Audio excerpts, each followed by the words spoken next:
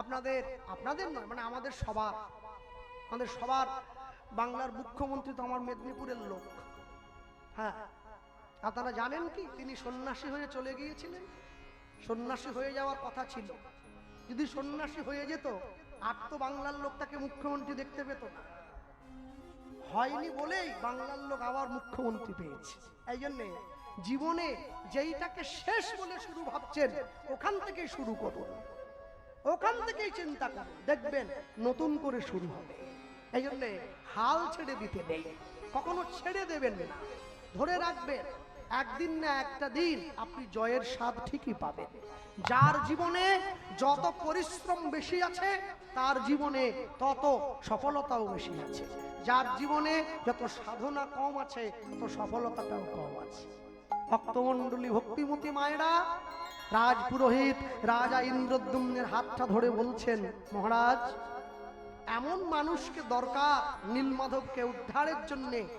আপনার দেওয়া সম্পত্তি এবং আপনার দেওয়া টাকার উপরে যার লোভ থাকবে না নীলমাধব তারই হাতে ধরা দেবে। কে এমন কে আছে? আমার দেওয়া সম্পত্তি, আমার দেওয়া অর্থে যার লোভ থাকবে না, আছে আমার ভাই বিদ্যাপতি। তাহলে আমি যে আমার রাজ্যে ঘোষণা দিলাম, বিদ্যাপতি কি আসেনি? কেন আসবে? আপনি তো লোভ দেখিয়েছে, সে তো আসবে না। এইবারে আসবে। সকলে ব্যর্থ হয়েছে, ছুটে এসেছে, বিদ্যাপতি চলো, মহারাজের প্রাণ রক্ষা করতে হবে। বিদ্যাপতি এসে দাঁড়িয়েছেন, মহারাজ আমি যাব, আমি ব্রাহ্মণ, আমি যাব নীলমাধবের সন্ধানে। তবে হ্যাঁ, টাকার জন্য নয়, সম্পত্তির জন্য নয়, নীলমাধবকে আমি জগতের মাঝে প্রতিষ্ঠা করব, এই জন্যে আমি যাব। নীলমাধবের সন্ধানে বিদ্যাপতি বেরিয়ে পড়েছেন। হ্যাঁ, নীলমাধবের সন্ধানে বেরিয়ে পড়লেন। আমাকে যেতে হবে তো। নীলমাধবের সন্ধানে দিন যায়, মাস যায়, ছুটছে কোথায়? নীলগিরি পর্বত অতিক্রম করে গভীর অরণ্যে প্রবেশ করেছে। এই তো প্রথম কিছুদিন গাছের পাত ফল পেয়ে জীবন যাপন হচ্ছিল, কিন্তু গভীর অরণ্যে ফলও পাওয়া গেল না। কোথায় গেলে তোমায় পাবো, এই মনের মধ্যে আশা। নীলমাধব, হ্যাঁ আমি তোমাকে দেওয়ার মতো কিচ্ছু নেই আমার বন্ধু, তুমি এসো, আমায় ধরা দাও, আমি একটা বারের জন্য তোমাকে নিয়ে যাই রাজার কাছে। যে খায় চিনি তাকে যোগায় চিন্তামণি। হ্যাঁ, জীবনে যদি চটপট করে অসুস্থতায় পড়তে চান, যদি রোগ ভোগে পড়তে চান, তাহলে বেশি করে করে চিনি খান। যত বেশি করে করে চিনি খাবেন, শিগগিরি চুল পড়বে, টাক পড়ে যাবে, চোখের জ্যোতি কমে যাবে। যত বেশি চিনি খাবেন হাড় ক্ষয়ে যাবে। যত বেশি চিনি খাবেন হাঁটু ব্যথা করবে, ক্যালসিয়াম কমে যাবে। যত বেশি চিনি খাবেন ডায়াবেটিস, সুগার চটপট করে আসবে। যদি অসুস্থ হতে চান তাহলে চিনি খান, যদি সুস্থ থাকতে চান তাহলে নিম পাতা খান। কিন্তু নিম পাতা খেতে ভালো লাগবে না, তিতো। চিনি কিন্তু মিষ্টি। কিন্তু আজ পর্যন্ত নিম পাতায় পিঁপড়ে লাগে নাই। যতবার লেগেছে চিনিতেই লেগেছে। সমাজে দুটো জিনিস বড় খারাপ, তেলযুক্ত কথা আর তেলযুক্ত খাবার। হ্যাঁ, প্রথমটা সমাজের জন্য, দ্বিতীয়টা স্বাস্থ্যের জন্য। তেলযুক্ত কথা সমাজের জন্য ক্ষতিকর।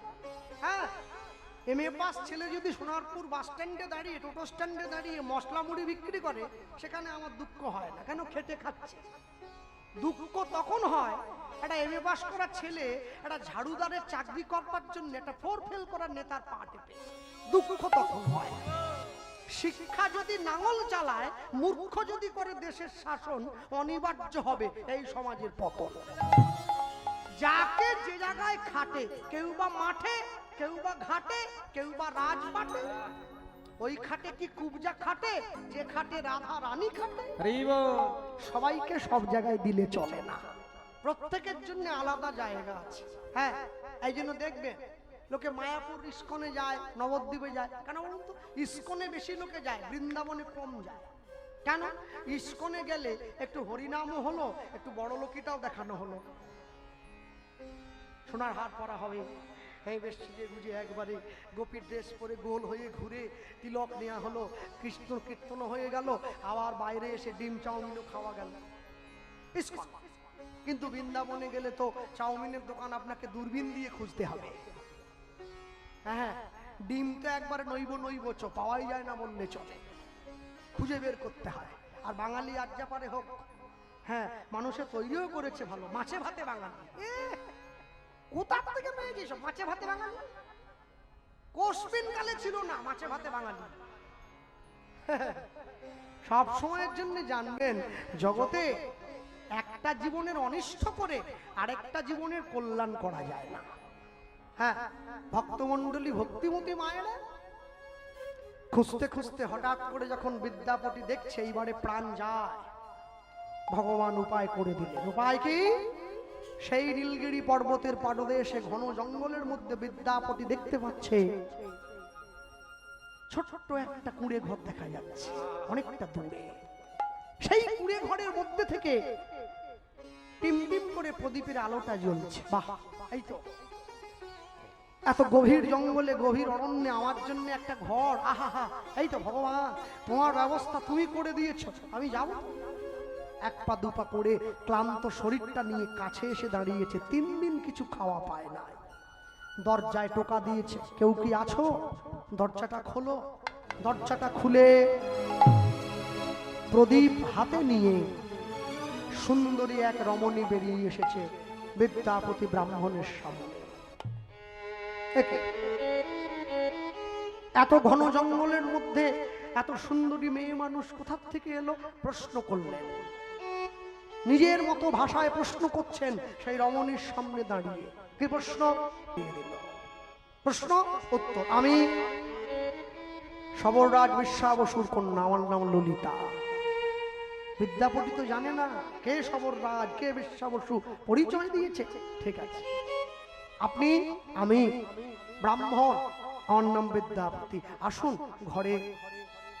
বিদ্যাপতিকে ঘরে নিয়ে গেছে, ব্রাহ্মণ এসে গিয়েছে। অতিথি কি বলেন? নারায়ণ বলেন তো। কোন অতিথি? যে কোনো তিথি না মেনে আপনার বাড়িতে আসে তাকে অতিথি বলা হয়। যে ফোন করে খোঁজ খবর টবর দিয়ে মিষ্টি নিয়ে আপেল টাপেল নিয়ে আম টাম নিয়ে আপনার বাড়িতে এলো, ও কি অতিথি নাকি? ও কুটুম, ও খাবে, আপনারই বদনাম করবে, তারপর বাড়ি চলে যাবে। হ্যাঁ, বলে এত কিছু করলো, একটু চিকেন স্টু করলো না গো, মনটা শুকনো হয়ে যাচ্ছে। হ্যাঁ, অতিথিকে যে খোঁজ খবর না দিয়ে হঠাৎ করে হাজির হয় তাকেই অতিথি বলা হয়। তা ব্রাহ্মণের সন্তান বিদ্যাপতি ব্রাহ্মণ এসে গিয়েছে দরজায়, আসুন ঘরে, বসতে দিয়েছে, পা ধুইয়ে দিল। এই যে রথযাত্রা, হ্যাঁ আগামীকাল থেকে শুরু হচ্ছে সোজা রথ, পরে বৃহস্পতিবার, 7 দিন উল্টো রথ। এই রথযাত্রার মধ্যে জগন্নাথ দেবের যা যা অপ্রিয়, যা যা তিনি পছন্দ করেন না, সেগুলো গ্রহণ করতে নেই, এতে সংসার ভালো থাকে। হ্যাঁ, যেমন রথযাত্রার মধ্যে এই 7টা দিন অন্তত কলমি শাক খেতে নেই। কলমি শাক জগন্নাথ দেব পছন্দ করেন না। হ্যাঁ, আতে কলমি শাক যিনি বর্জন করবেন তিনি জগন্নাথের কৃপা পাবেন। আমিষ আহার এই 7টা দিন জগন্নাথ দেব পছন্দ করেন না, দূরে থাকুন।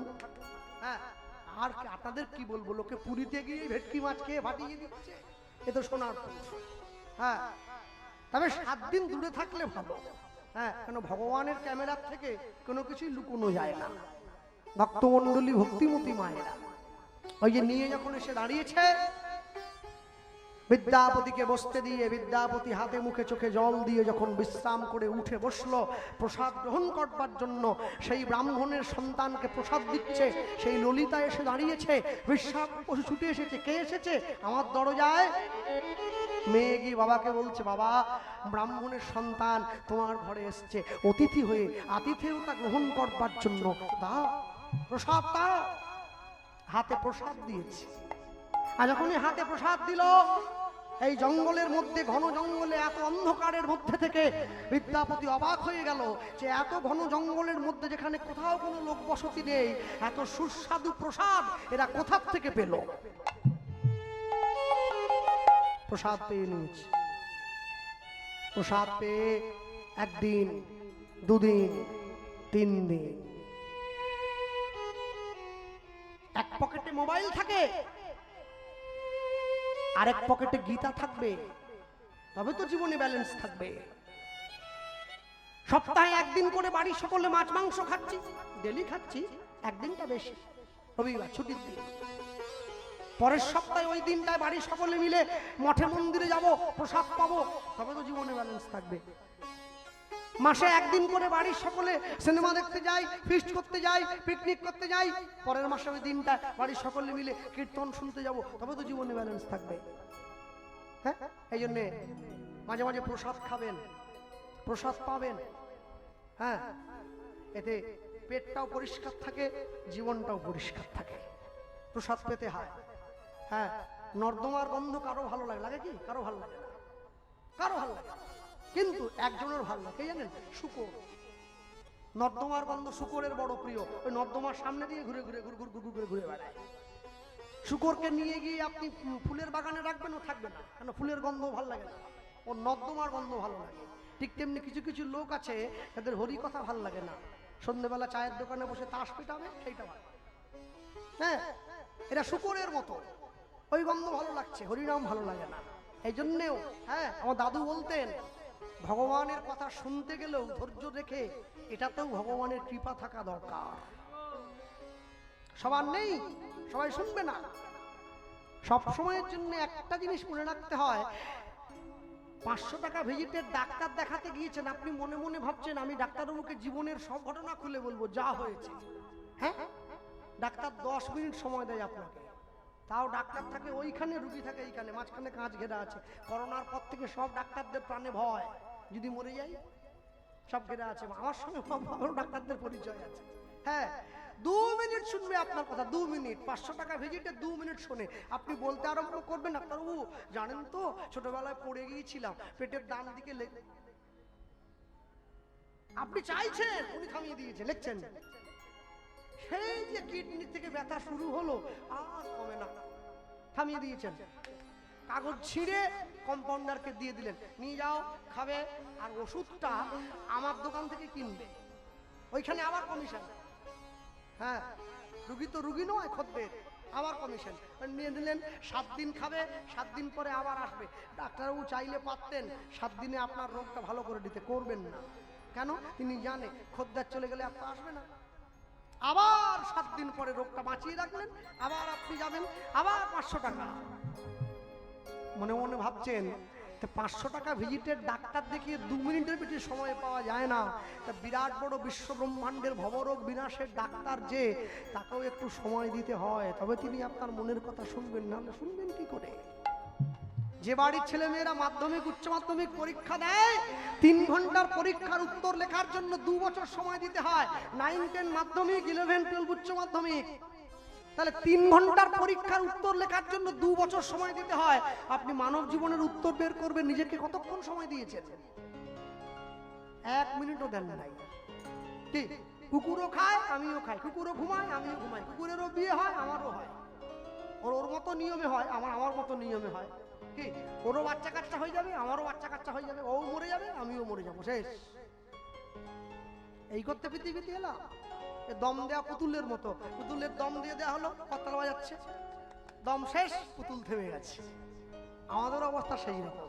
মনে রাখবেন, সব সময়ের জন্য জীবনে যা কিছু পেয়েছেন, যা কিছু পাবেন, হ্যাঁ, সবকিছুর মূলে তাকে একটু সঙ্গে রাখবেন। হ্যাঁ, তাকে সঙ্গে রাখবেন। জীবনে সুখের ভাগ যদি ভগবানকে দিতে পারেন, দুঃখের ভাগ তাকে দেওয়ার দরকার পড়বে না, তিনি নিজের থেকে এসে হাত বাড়িয়ে নিয়ে আছে না। তুমি অবসর যদি পাও,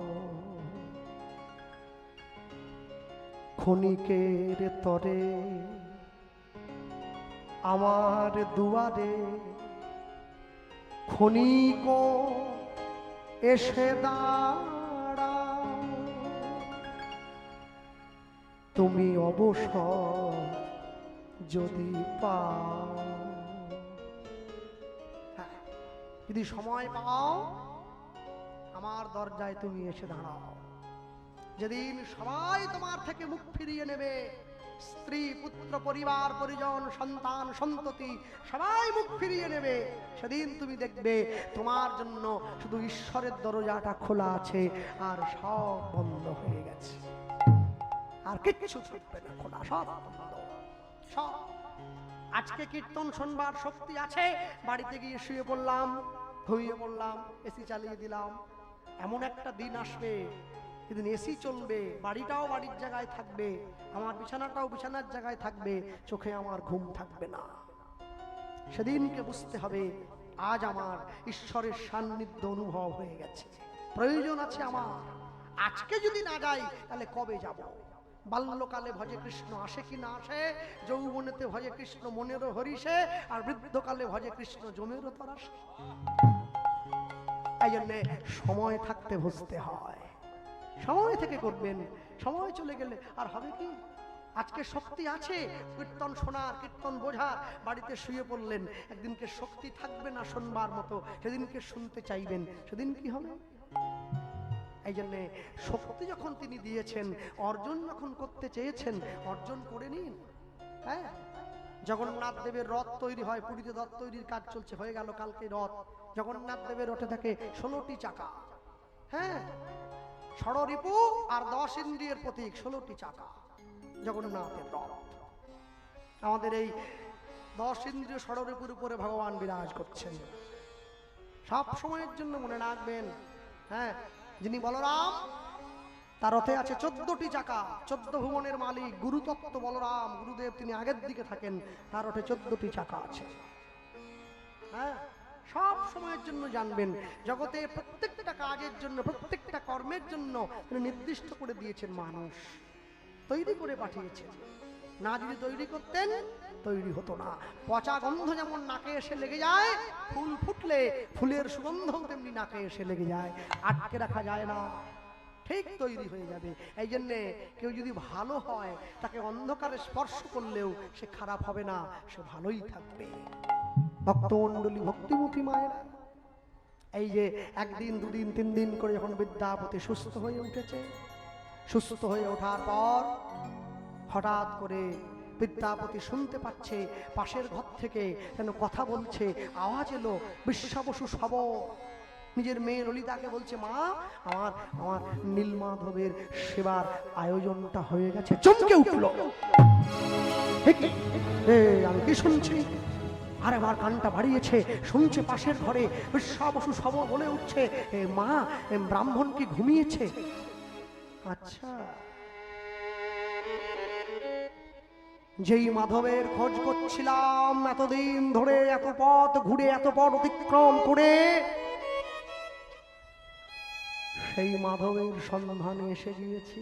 বিশ্বাবসু সব, তুমি কিনা মাধবের সেবা করো রাতের অন্ধকারে, আমি জানি না, আমায় না জানিয়ে তুমি সেবা করতে চলে যাও।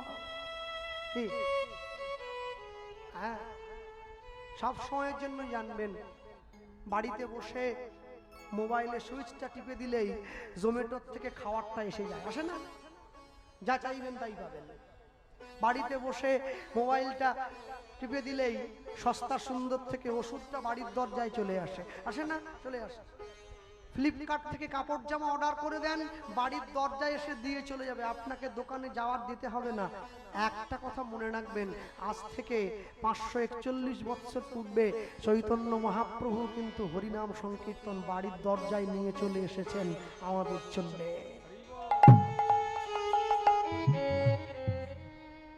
ফ্লিপকার্ট জোম্যাটো তো আজকে বাড়ির দরজা ডেলিভারি দিচ্ছে, আজ থেকে 541 বছর পূর্বে চৈতন্য মহাপ্রভু হরিনাম সংকীর্তন বাড়ির দরজায় দিয়ে চলে গিয়েছেন। কৃষ্ণ নাম বল জীব, আর সবে মিছে, পলাইবার পথ নাই, জম আছে পিছে। আমি দেখেছি অনেক শ্রাদ্ধ বাড়িতে আমি কীর্তনে যাই, আমি হরিনাম গাই মানে আমাকে সবাই ডেকে পাঠায়। হ্যাঁ, কারো পইতে হলেও ডাকে, কারো শ্রাদ্ধ হলেও ডাকে। শ্রাদ্ধ বাড়িতে গিয়েছি, সকলে সাদা পরে এসেছে, সব সাদা, রজনীগন্ধা স্টিক নিয়ে এসছে, গোলাপ তো নিয়ে আসবে না, মিষ্টিও এনেছে, সেটাও সাদা। শ্রাদ্ধ বাড়ি কিন্তু হলে কি হবে, সাদা পাঞ্জাবি পরেছে, জুতো কিন্তু ম্যাচিং করে কালোটা পরে এসেছে।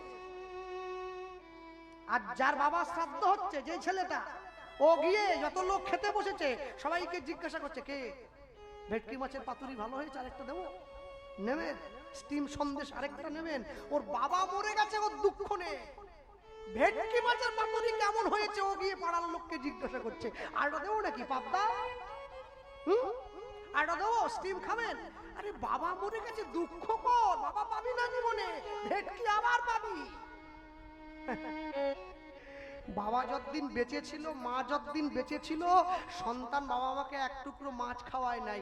বাবা মা মরে যাওয়ার পরে গোটা কলোনির লোককে ডেকে ভেটকি মাছের পাতুরি করে খাওয়াচ্ছে, কলা পাতায় মুড়ে। মা যতদিন বেঁচে থাকে মায়ের গলায় একটা মালা দিতে হয়। মা মরে যাওয়ার পরে ছবিতে মালা দিয়ে কি হবে? মা তো পেল না। মা পেল কি? মা পেল না। হ্যাঁ, আমাকে অনেকে বলে, কৃষ্ণ আমার স্বামীকে দেখুন, প্রত্যেকদিন অফিসে যাওয়ার সময় নিজের মা বাবার ছবিটা প্রণাম না করেও যায় না, 10 মিনিট লেট হচ্ছে হোক। আমি বলি, মা একটা কথা বলবো, কিছু মনে করবেন না? বলে কি? বলে আপনি কি বিয়ের পরে আপনার শ্বশুর মশাই শাশুড়ি মাকে দেখেছেন? দেখবো না, 20 বছর দেখেছি, 20 বছর, এই তো মারা গেল। ও তাহলে একবার মনে করে বলুন তো, আপনি বিয়ের পরে কতদিন দেখেছেন আপনার স্বামী জ্যান্ত পিতা মাতার পায়ে হাত দিয়ে প্রণাম করে অফিস যেত? বলে না, ওটা দেখিনি। জ্যান্ত পিতা মাতাকে প্রণাম করেনি, মরে যাওয়ার পরে ছবিতে গিয়ে প্রণাম করছে। ওরে ভক্তি রে! কি রাস্তায় কিনতে পাওয়া যায়? কি মিয়া আমরের পেস্ট্রি কেক নাকি? চপ করে কিনলাম, টপ করে খেলাম। মনে রাখবেন, সংসারে সুদিন এত সহজে আসে না। দুর্দিন কাটিয়ে সুদিনের মুখ দেখতে হলে তার জন্য অনেকটা ত্যাগ করতে হয়। আজকে যতটা আনন্দ সুখে আছেন, এই সুখের দিনটাকে ধরে রাখতে গেলে আপনাকে অনেক বেশি ধৈর্যশীল হতে হবে, আপনাকে অনেক বেশি সৎ কর্মের অধিকারী হতে হবে, তবে আপনি এই দিন ধরে রাখতে পারবেন, না হলে কোনো দিনের জন্য পারবেন না। এমনও মানুষ আছে যে এক সময় বড় লোক ছিল, আজকে শাক দিয়ে ভাত খেয়ে দিন কাটাচ্ছে। কেন? কর্মগুণে সব নষ্ট হয়ে গেছে, সব চলে গিয়েছে, থাকে না, দিলেই হয় না, ধরে রাখতে জানতে হয়, তবে ধরে রাখা যায়। ভক্তমণ্ডলী, ভক্তিমতী মায়েরা সম্মুখে গিয়ে যখন দাঁড়িয়েছে, ললিতাকে কাছে ডেকে বিদ্যাপতি বললেন, তোমার সেবায় আমি সন্তুষ্ট হয়েছি, আমি তোমাকে বিবাহ করতে চাই, ব্রাহ্মণের সন্তান আমায় বিবাহ করবে। মেয়ের মনে বড় আনন্দ। কি দিতে হবে? বাবা ছুটে এসেছে, বেশ্যা বসু খবর। কি চাই? একটা জিনিসই চাই। কি চাই?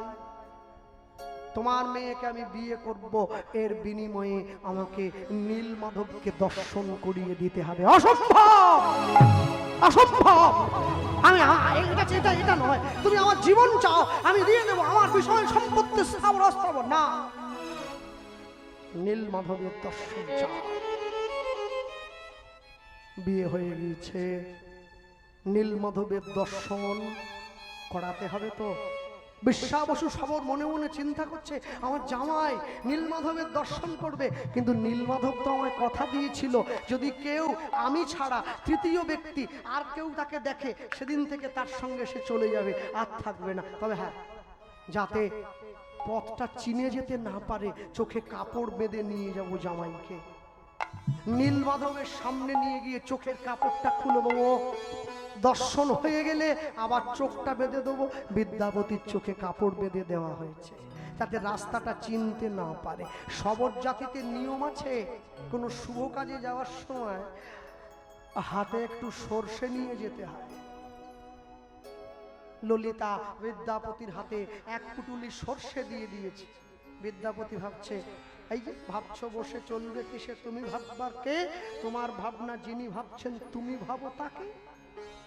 সর্ষেটা ফেলতে ফেলতে যাব, যে পথে যাব, আবার যখন আসবো ফেলতে ফেলতে আসবো, 6 মাস পর যখন নীলমাধবকে নিতে আসবো, এই সর্ষের থেকে গাছ বেরিয়ে যাবে, ওই গাছই আমাকে রাস্তা বলে দেবে নীলমাধব কোথায় আছে। কি? সর্ষে ফেলতে ফেলতে চোখ বাঁধা অবস্থায় চলে যাচ্ছে নীলমাধবের কাছে, নীলমাধবকে দর্শন করবার জন্য। পথ চলিতে আর বলিতে, উলুধ্বনি হরি বল। চলিতে আর বলিতে, পথ চলিতে আর বলিতে পথ চলিতে হরি বলিতে পথ চলিতে হরি বলিতে তুমি গাহ গাহ কৃষ্ণ নাম মধুর নাম হরি নাম নাম তুমি গাও গাও কৃষ্ণ নাম মধুর নাম হরি নাম তুমি গাহ গাহ কৃষ্ণ নাম মধুর নাম হরি নাম নাম তুমি গাও গাও কৃষ্ণ নাম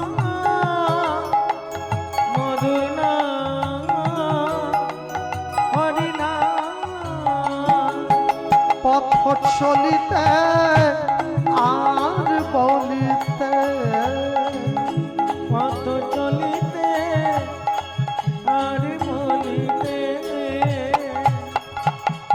সম্মুখে আধার রাত্রি ওগো তুমি যে পথ যাত্রী সম্মুখে আধার রাত্রি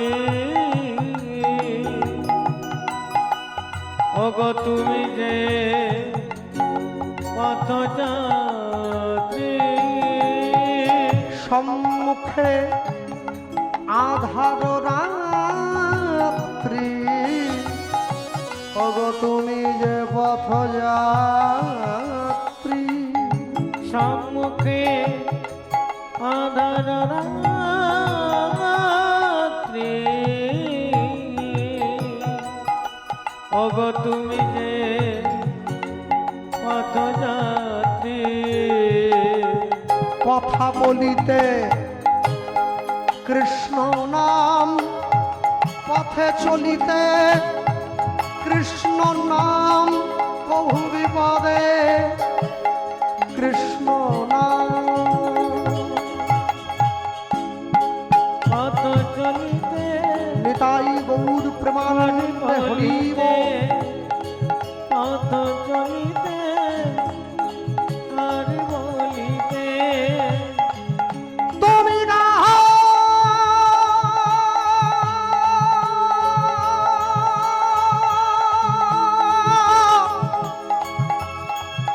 কৃষ্ণ নাম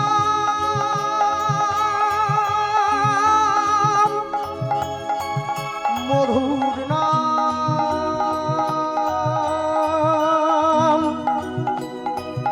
গাহ নাম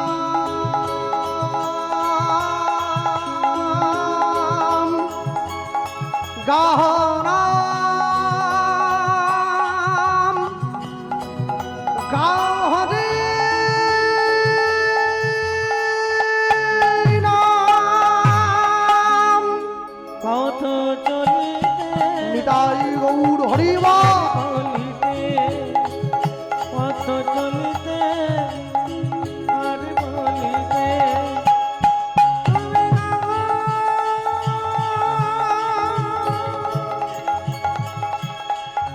হরি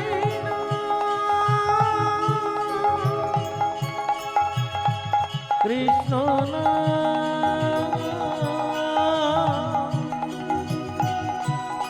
মধুর নাম গাও গাও হরি হরি কৃষ্ণ নাম কৃষ্ণ নাম মধুর নাম মধুর নাম গাহ রে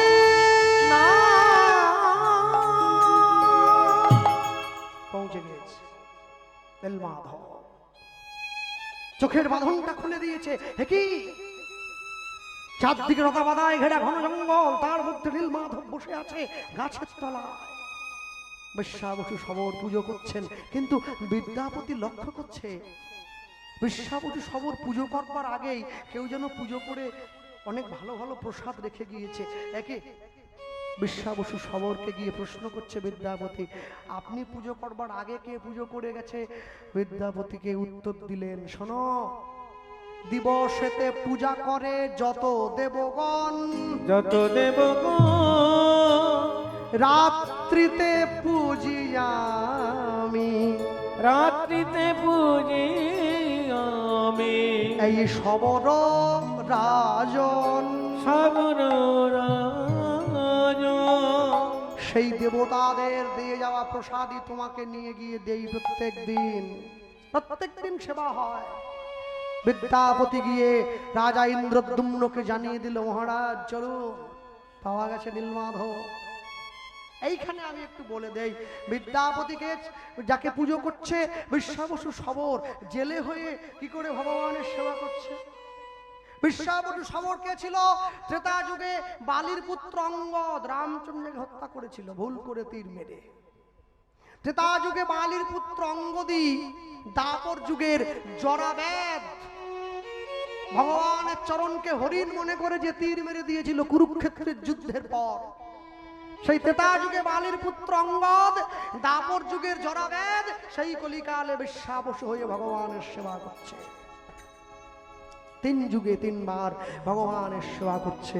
ভক্তমণ্ডলী, ভক্তিমতী মায়েরা, মহারাজ ইন্দ্রদ্যুম্ন সকলকে নিয়ে এসে যখন খুঁজে দেখলেন, তাকিয়ে দেখছেন নীলমাধব আর সেই স্থানে নাই। দৈববাণী হলো, রাজা ইন্দ্রদ্যুম্ন তুমি ফিরে যাও, সঠিক সময়ে গিয়ে আমি তোমার সম্মুখে দাঁড়াবো। এইখানে আমি একটু বলি, পঞ্চপাণ্ডব কুরুক্ষেত্রের যুদ্ধ শেষ করে যখন তারা মহাপ্রস্থানের পথে চলে যাচ্ছিল, যুধিষ্ঠির, ভীম, অর্জুন, নকুল, সহদেব, এই চলে যাওয়ার সময় অর্জুনকে ডেকে ভগবান শ্রীকৃষ্ণ বললেন, অর্জুন, আমার এই দেহটা জরাবেদের তীরে তো প্রাণত্যাগ হবে, এই দেহটা তুমি সৎকার করে দিও, মানে আগুন দিয়ে পুড়িয়ে দিও। কিন্তু পুরো দেহটা পুড়ে গেলেও অর্জুন দেখলো ভগবানের নাভিপদ্মটা পড়ে নাই। সব দেহ ধনঞ্জয় সৎকার করিল, নাভিস্থলে সর্বদেহ জড়িত যে হইল। পুরো দেহটা পুড়ে গিয়েছে, নাভিটা পড়ে নাই। সেই নাভিদেশ একটা কৌটোর মধ্যে করে, পাথরের কৌটোর মধ্যে করে ভরে অর্জুন সমুদ্রের জলে ভাসিয়ে দেয়। সেই নাভিদেশই হচ্ছে জগন্নাথ দেবের অন্তরের ব্রহ্মশিলা। প্রতি 12 বছর অন্তর নবকলেবরের সময় এক দেহ থেকে আরেক দেহে নিয়ে যাওয়া হয়। প্রত্যেক বছর নিয়ে যাওয়া হয়েছে। রাজা ইন্দ্রদ্যুম্ন নিজের রাজ্য মালব্য দেশ থেকে সরিয়ে এনে লবণ সমুদ্রের উত্তর উপকূল, যাকে আপনারা উড়িষ্যা বলে বলেন, সেই উড়িষ্যায় নির্মাণ করলেন। সকলে মিলে প্রাতঃকালে পুরীর সমুদ্রে স্নান করতে গিয়েছেন, আর স্নান করতে গিয়ে দেখছেন একটি দারুব্রহ্ম বড় কাঠের টুকরো ভাসতে ভাসতে এসেছে। রাজা বুকে জড়িয়ে ঘরে নিয়ে এলেন। নিম কাঠের টুকরো। দৈববাণী করে জানিয়ে দিলেন, মহারাজ, এই নিম কাঠের টুকরো থেকেই তৈরি হবে জগন্নাথ, বলরাম, সুভদ্রা। কিন্তু তৈরি করবে কে? মহারাজ চিন্তিত হয়ে পড়েছেন। এমন সময় রাজ্যসভায় একজন বয়স্ক মানুষ এলেন। মহারাজ, এই দারুব্রহ্ম থেকে ভগবানের বিগ্রহ আমি তৈরি করব। তুমি কে? আমি অনন্ত বাসুদেব মহারানা, আমি তো কারিগর। হ্যাঁ, সাক্ষাৎ বিশ্বকর্মা ছদ্মবেশ ধরে এসেছেন। তবে আমার একটি শর্ত আছে, ঘরের জানলা দরজা বন্ধ করে ঠাকুর নির্মাণ হবে। যতদিন না পর্যন্ত ঠাকুর তৈরি হয় আপনি দরজা খুলতে পারবেন না। যদি খুলে দেন, যেই অবস্থায় থাকবে সেই অবস্থায় ঘর ছেড়ে আমি চলে যাব, আর তৈরি করব না। রাজা কিন্তু দরজার বাইরে বসে রইলেন। 15 দিন পর্যন্ত টুকটাক টুকটাক টুকটাক শব্দ পাওয়া যাচ্ছিল। এক পক্ষ কাল, 15 দিনে এক পক্ষ হয়, 2 পক্ষে 1 মাস, 30 দিন। এক পক্ষ হয়ে যাওয়ার পরে রাজা কিন্তু শব্দ পাচ্ছেন না। মনে মনে ভাবছেন, কারিগর মনে হয় জল বিনে মারা গিয়েছেন। দরজা খুলে দিলেন, কারিগর নেই। ভগবান দাঁড়িয়ে আছেন, বড় বড় চোখ, কালো রূপ, আঙুলগুলো হয় নাই, হাতটা এইভাবে দাঁড়িয়ে রয়েছে। রে কি প্রভু? হ্যাঁ, দৈববাণী বললেন, রাজা চিন্তা করো না। কেন এই বেশ জগন্নাথের? এরম বেশ কেন? এই বড় বড় চোখ, এই বড় মুখ, হাতটা ছোট, আঙুল নেই, এই বেশ কেন? দাপর যুগে ভগবান শ্রীকৃষ্ণ যখন বৃন্দাবন ছেড়ে চলে গিয়েছিলেন, ভগবান বলে গিয়েছিলেন তোমরা আমাকে সবার খবর দেবে, শুধু বৃন্দাবনের খবরটা দেবে না। নারদ মুনি ভগবান শ্রীকৃষ্ণকে ঘরের মধ্যে বসিয়ে বৃন্দাবনের মানুষের দুঃখের কথা বলছেন, আর এই শুনতে শুনতে ভগবানের চোখগুলো ঠেলে বেরিয়ে আসছে, হাত পাগুলো পেটের মধ্যে ঢুকে যাচ্ছিল। দাদাকে দেখে বড় ভাই বলরামের ওই অবস্থা হলো, আর দুই ভাইকে দেখে ভগ্নী সুভদ্রা ওই দশা প্রাপ্ত হয়ে গেল। এই ভগবানের রাধা বিরহে যে রূপ, সেই রূপই জগন্নাথ বলরাম সুভদ্রা হয়ে দাঁড়িয়ে পড়ল কোথায়? পুরীর জগন্নাথ মন্দিরের কি এবার তিনজন ভেসে বেড়াচ্ছে। অগ্রে বলরাম ভাসে,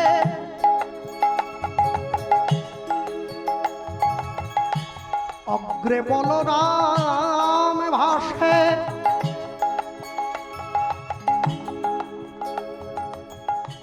মধ্যে ভদ্রাবতী।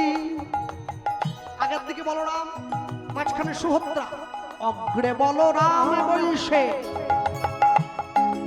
মধ্যে ভদ্রাবতী। এবার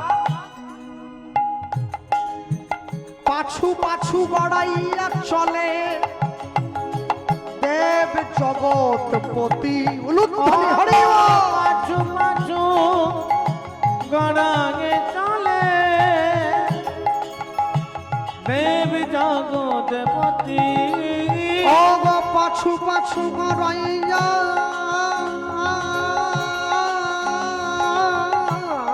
চলে দেব জগৎপতি। অগ পাছু পাছু গড়াইয়া চলে দেব জগৎপতি। তিনজন একাসনে বসিল যখন, অগতি নিজ একাসনে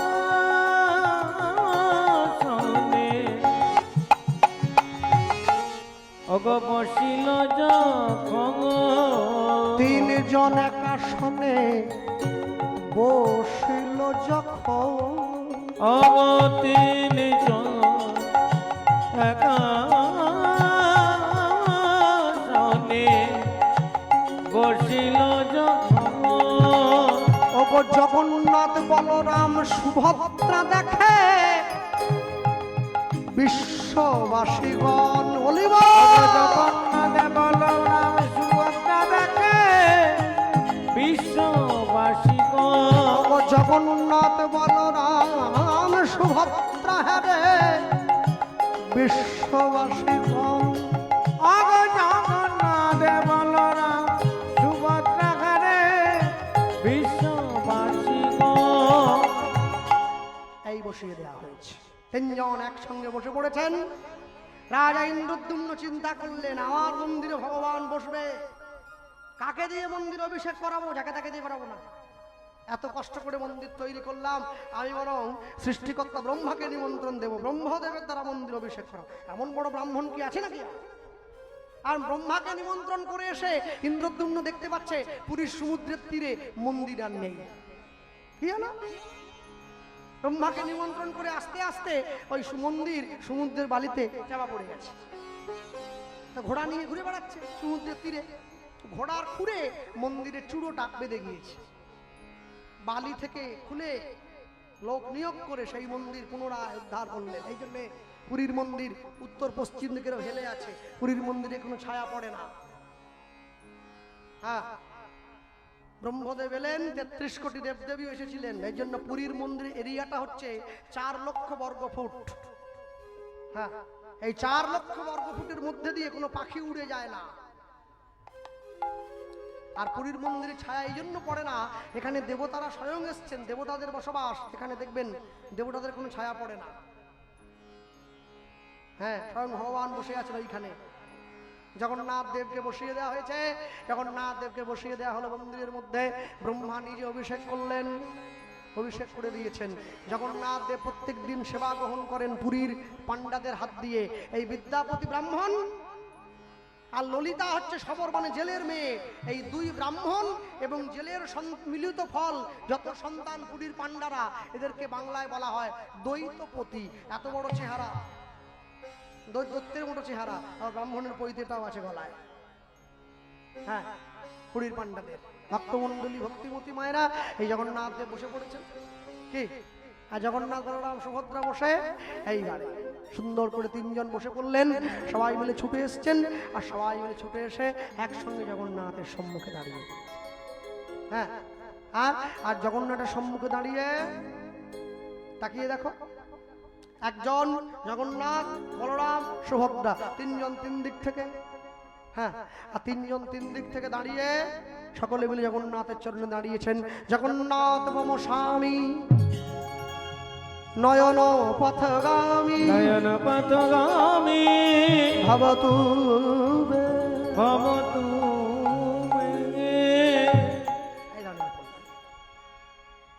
এখন দাঁড়িয়ে পড়েছেন। এই তিনজনকে এক আসনে দাঁড় করিয়ে রাজা ইন্দ্রদ্যুম্ন সেবা করলেন। রথযাত্রার 15 দিন আগে জগন্নাথের স্নান যাত্রা হয়। 108 কুলু জল দিয়ে ভগবানকে স্নান করানো হয় জগন্নাথ। সেই জলের চোটে জগন্নাথ দেবের ঠান্ডা লেগে জ্বর এসে যায়। এই 15 দিন জগন্নাথের দর্শন বন্ধ থাকে। জগন্নাথ দেবকে রাখা হয় অনসর বলে একটা অবস্থায়, অনসর, যাকে ইংরেজিতে করোনা এসে যাওয়ার সময় মানুষ বলতো কোয়ারেন্টিন সেন্টার। কোয়ারেন্টিন, করোনা হলে একা ছেড়ে দেওয়া হয়, জগন্নাথ দেব একা থাকেন। আর এই সময় জগন্নাথ দেবের চিকিৎসা করা হয় ওই ডাক্তারের ওষুধ দিয়ে নয়, জড়িবুটি খাইয়ে জগন্নাথ দেবকে সুস্থ করা হয়। 15 দিন পরে জগন্নাথ দেব সুন্দর করে সেজে গুজে ঠিক আছে। হ্যাঁ, এই বসে এই দাঁড়িয়ে পড়েছে। ওগো দক্ষিণে সুভদ্রা, দাঁড়িয়ে পড়লো। দাঁড়িয়ে পড়া, ওগো বামেতে সুভদ্রা ভগিনী,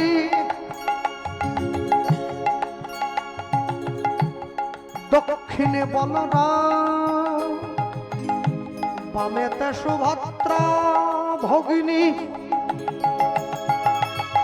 দক্ষিণে বলরাম। এবার বাম পাশে দাঁড়াইছে কৃষ্ণ ভগবান, বাম পাশে দাঁড়াইছে কৃষ্ণ ভগবান, মাঝেতে সুভদ্রা ভগিনী, দক্ষিণে বলরাম, মাঝেতে সুভদ্রা ভগিনী, দক্ষিণে বলরাম।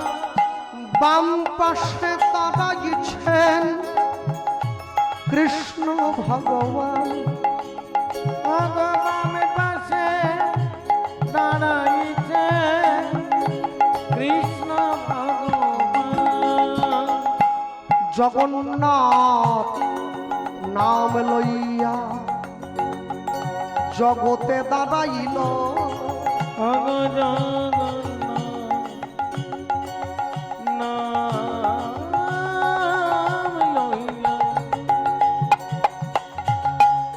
জগতে দাঁড়াইল। এবার জগৎবাসী সবে মিলে জয় জয় দিল, জগৎবাসী সবাই মিলে জয় জয় দিল। জগৎবাসী সবে মিলে জয় জয় দিল, জগৎবাসী সবাই মিলে জয় জয় দিল। এবার জগন্নাথ ধ্যানসবে, জগন্নাথের দর্শনে মধুর মিলন, জগন্নাথে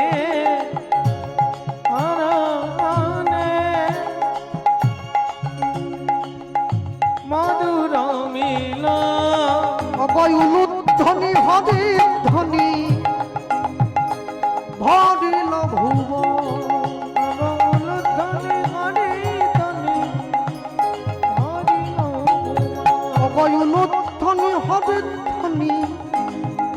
হরিল ভুয়া। অগৌলতানি ঘরে তানি হরিল ভুবন। এই জগন্নাথকে দান করিয়ে দেওয়া হয়েছে। হ্যাঁ, তাই জগন্নাথের জন্য এই জগন্নাথ দেবের একটা অনেকগুলো যে পদ হয় রান্না, প্রত্যেক জগন্নাথ তো অনেক পদ দিয়ে সেবা করেন।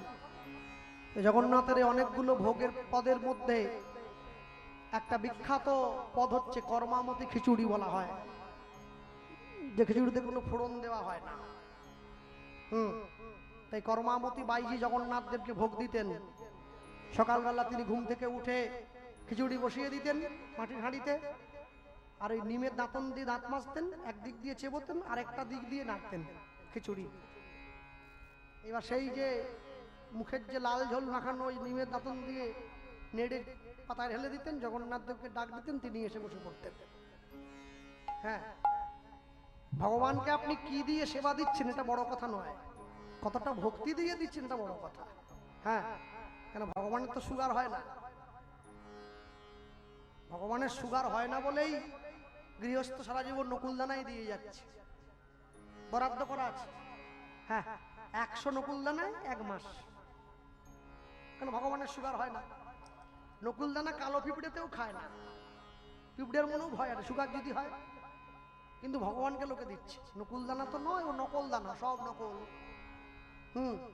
আর একটু বাতাসাও ঠিক মতো লোকে দেয় না। আর মিস্ত্রি তো অনেক দূরের কথা বাদ দিলাম, তবে যদি ছেলের চাকরি হয়, যদি মেয়ে মাস্টার জামাই পায়, তাহলে একটা কালাকাঁদ দিলেও দিতে পারি, যদি হয়। আর যদি না হয় তাহলে ছেড়ে দেন, আর দেওয়ার কোনো প্রশ্নই আসছে না। হ্যাঁ, এখন হ্যাঁ, মানুষ তো না চাইতে অনেকটা পেয়ে গেছি আমরা, ওই জন্য যে কষ্ট করে অর্জন করে সেই বুঝবে, যে অর্জন করেনি তার কি আর বোঝার ভার। তো সেই জগন্নাথ দেবকে উদ্দেশ্য করে একটা গান লিখেছিলেন কর্মামতি বাইজি, সেই গানটাই আমরা শুনবো। তারপর লীলা মাধুর্য বিশ্রাম হবে, সকলের ঘরে ফেরার পালা। বলতে গিয়ে বলি, একসঙ্গে সকল তালি দিয়ে গাইবো। হ্যাঁ, মতে করি দে রে নন্দলালা ওই নীলাচলের কেদারবালা। উড়িয়ায় গান। মতে করি দে রে নন্দলালা নীলাচলের কেদারবালা। উলুধ্বনি বাহু তুলে তালি দিয়ে বলো, নীলাচলে কাদরবালা। মতে করি দে রে নন্দলালা নীলাচলের কেদারবালা। মত করি দে রে নন্দলালা নীলাচলে কাদরবালা। ঠাড়রে চৌড় পড় কি ন পড়ু, হারে চৌড় পড় কি না পড়ু, ঠাড়রে চৌড় পড় কি ন পড়ু, হারে চৌড় পড় কি না পড়ু। মোর কোড় কলা মো তালরে সুররে কণ্ঠরে গীতরে তোনা ফিলেলা রে, তোনা ফিলেলা। মতে করি রে নন্দলালা নীলাচলে কাদরবালা। মত করি রে নন্দলালা নীলাচলে কাদরবালা।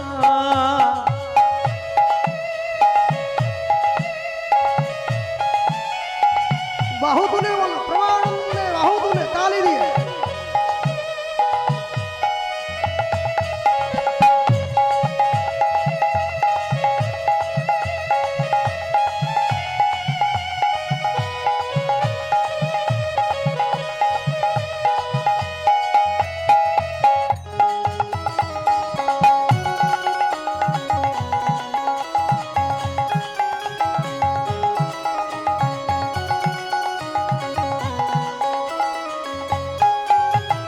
নরেন্দ্রে স্নান করি পিঁধিব তীড় কচিতা, লাউ থড়কে দর ধরি ধরি বজাইব মোহে কধিকা।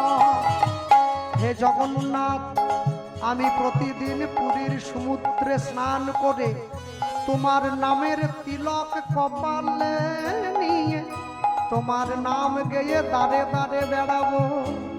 নরেন্দ্রে স্নান করি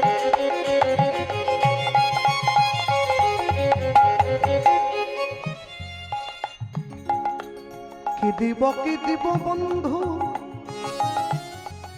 কিবা দেব আমি যেই ধন তোমারে দেব সেই ধন তুমি অগদেই ধন দেব সেই ধন তুমি তুমি তো আমার বন্ধু তুমি তো আমার অগ তুমি তো আমার বন্ধু সকলই তোমার তুমি তো আমার বন্ধু সকলই তোমার আছে এখানে এমন অনেকে আছেন যাদের অনেক বন্ধু বান্ধব টান্ধব আছে আছে না আচ্ছা এমন কোন বন্ধু আছে কি গোটা সোনারপুরটা যার চারটে বাড়ি থাকতে পারে, পাঁচটা বাড়ি, চারটে ফ্ল্যাট, ছটা ফ্ল্যাট, 10টা ফ্ল্যাট, পুরো সোনারপুরটা কারো আছে, এইরকম কেউ নেই। কিন্তু বিদ্যাপতি কি বলছে, তুমি তো আমার বন্ধু, তুমি আমার বন্ধু, সকলই তোমার, আগো তুমি তো আমার বন্ধু, এই জগৎটাই তো তোমার, সকলই তোমার। বা এবার তোমার ধন তোমায় দেব, কি আছে আমার, আগো তোমার ধন তোমায় দেব, কি আছে আমার। আমি বছরে কীর্তন করাবো, বছরে হরিনাম করাবো, 10,000 লোক খাওয়াবো, কার টাকা নিয়ে খাওয়াচ্ছি? যার ছিল, যার নোড়া, তারই ভাঙলাম দাঁতের গোড়া। এবার তোমার ধন তোমায় দেব, কি আছে আমার, আগো তোমার ধন তোমায় দেব, কি আছে আমার। নরোত্তম দাসে কয়, অষ্টম মহাজন লিখলেন, ওই শুরুতে বলেছিলাম, যেই গৌর সেই কৃষ্ণ সেই জগন্নাথ, আমার গৌর গুণমণি, অমনরতন দাসে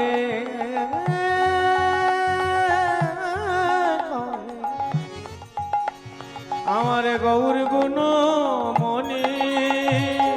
এবার সবার তো সকলই আছে, আমার আমার আমার আমার কেবল তুমি, উলুধ্বনি, আমার সকলি ওগো সবার তো সকলই আছে, আমার আমার আমার কেবল তুমি, আমার সবার সকলি আছে, আমার কেবল তুমি। বলি দেখা দাও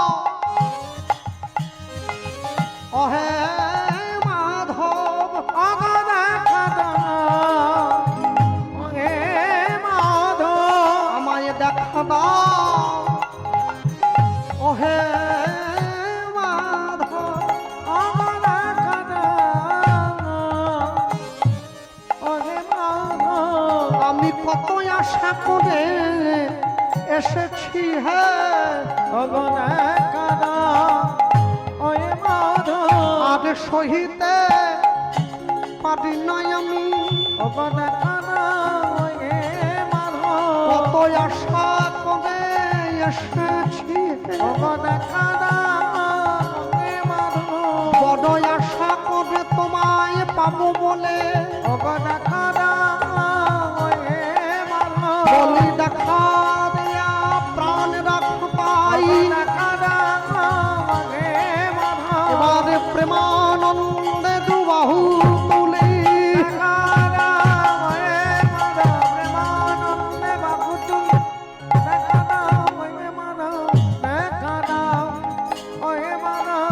ওগো সবার তো সকলই আছে, আমার কেবল তুমি। ওগো সবার সকলই আছে, আমার কেবল তুমি। বলো কে তুমি, টপ্পাঙ্গের গান। বলো কে তুমি,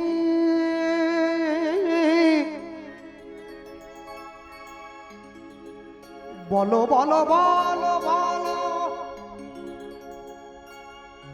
বলো কে তুমি,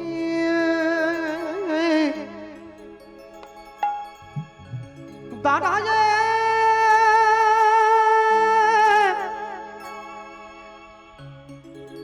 আছো দাঁড়ে, বলো কে তুমি,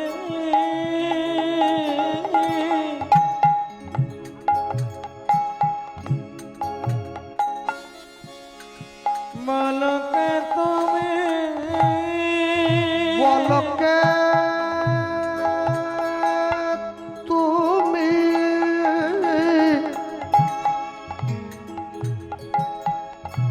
বলো বলো বলো বলো,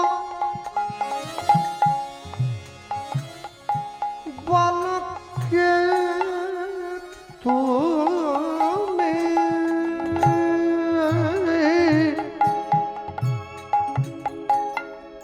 দাঁড়ায়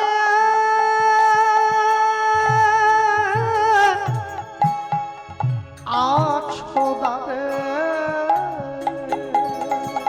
বলো কে তুমি,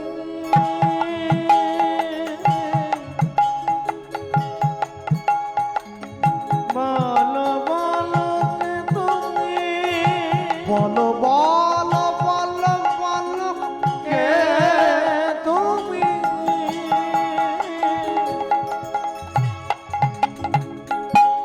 দাঁড়াবে আছো আবার জিজ্ঞাসা করলো কি, পথহারা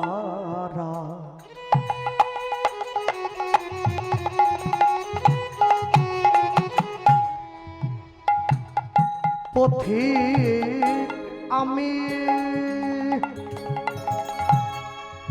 ওগো পথহারা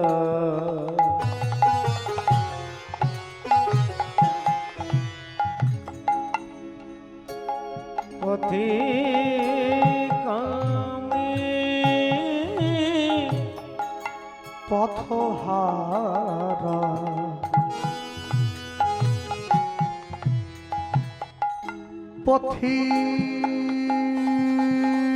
পথিক আমি, ওগো পথহারা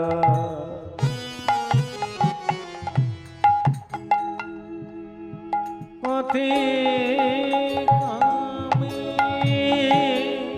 করুণা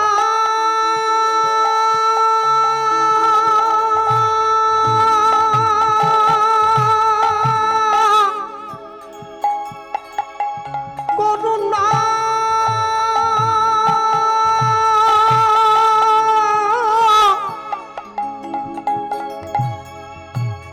করমরে, বলো কে তুমি, বলো বলো বলো বলো কে তুমি, দাঁড়ায়ে আছো দানে, বলো কে তুমি, বলো বলো বলো বলো কে তুমি, দাঁড়ায়